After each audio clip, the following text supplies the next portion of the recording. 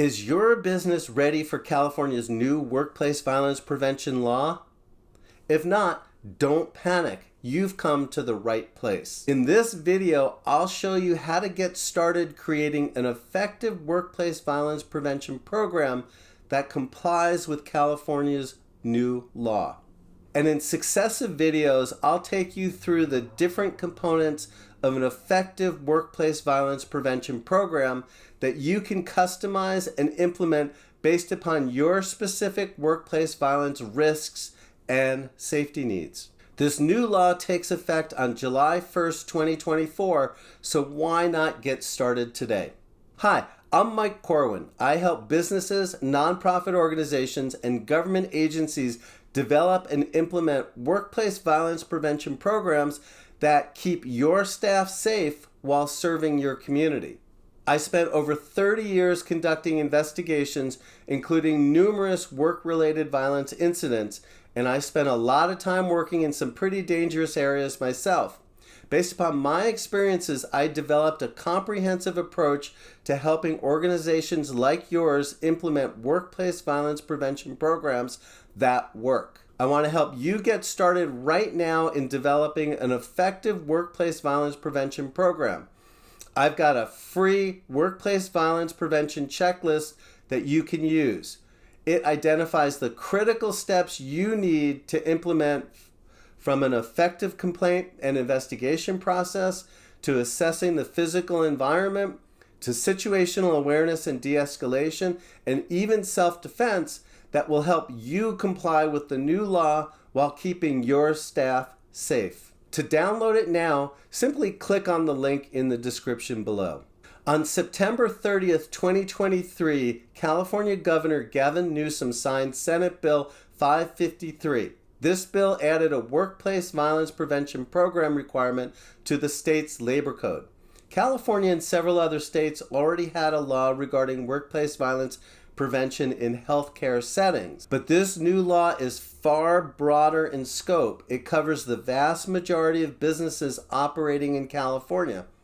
In fact, it extends work violence prevention requirements to pretty much any organization that engages with the public in any way.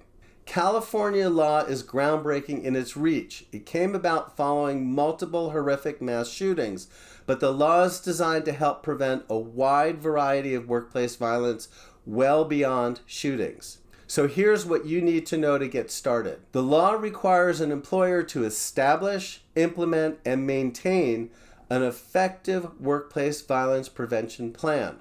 But it requires much more than just a plan. It requires employers to implement a complete workplace violence prevention program. Employers must record every workplace violence incident into a violent incident log. In it, you must identify the circumstances of the incident, including the physical environment and conditions where the incident occurred, such as parking lots and other outside of work settings. You must describe the nature of the incident and the specific actions that you've taken to protect your staff from any continuing threat or hazard. Employers must also provide effective training on workplace violence prevention.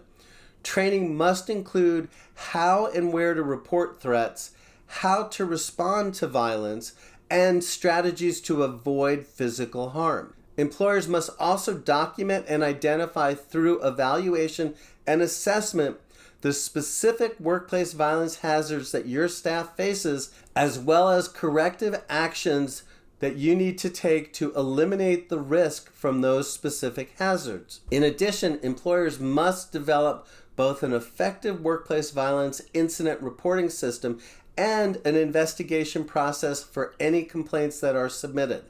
You must also have a policy prohibiting retaliation against anyone who does bring a complaint. You must also describe in detail how you will conduct investigations of workplace violence incidents and how the information developed from your investigation will be used to eliminate workplace violence hazards. Employers must also create a specific communication and alert procedure for different types of workplace violence emergencies that may develop.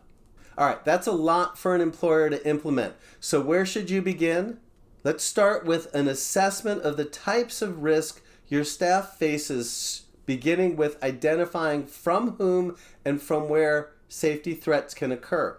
And you must also assess the physical work environment to identify any vulnerabilities that increase the risk of violent incidents towards your staff, and then to make those changes to reduce that risk. And here's what you need to know in order to get started with that. There are 4 general types of workplace violence related incidents. Begin your assessment by determining which sources of violence your staff is at greatest risk from. There may be only one type of risk, or there may be multiple sources of risks. It's better to broaden rather than limit your assessment of possible sources of violence. Type 1 violence is where violence is committed by someone with no legitimate business at the worksite. This includes people who enter the worksite to commit a crime such as robbery. Type 2 violence is committed by customers, clients, patients, students, visitors, or vendors. I call these individuals invitees because they have a legitimate basis to engage with your staff and be at your job site.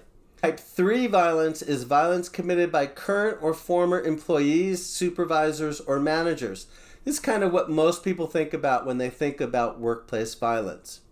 Type 4 violence is violence committed by a person who does not work at the worksite but has or had a personal relationship with an employee, primarily the risk of domestic violence spilling over into the workplace.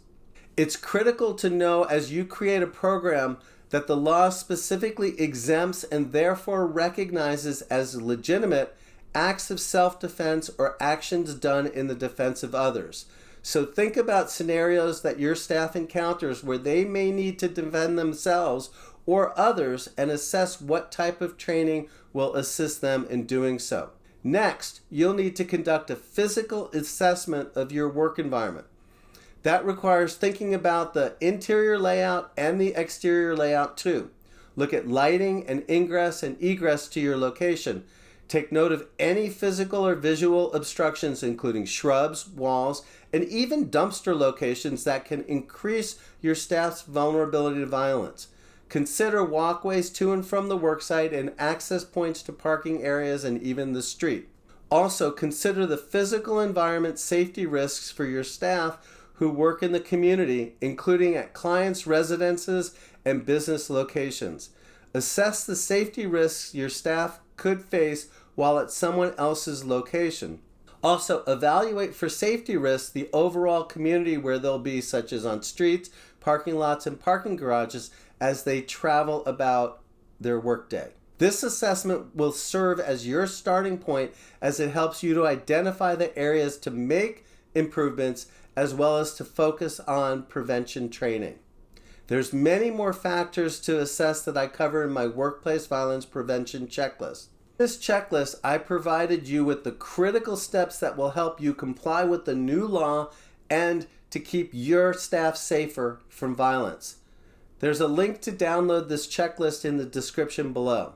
In my next piece on complying with California's new workplace violence prevention law, we'll look at creating and implementing a complaint and investigation process that ensures your staff knows where and how to report concerns and how to conduct a thorough, unbiased investigation that will guide employment decisions.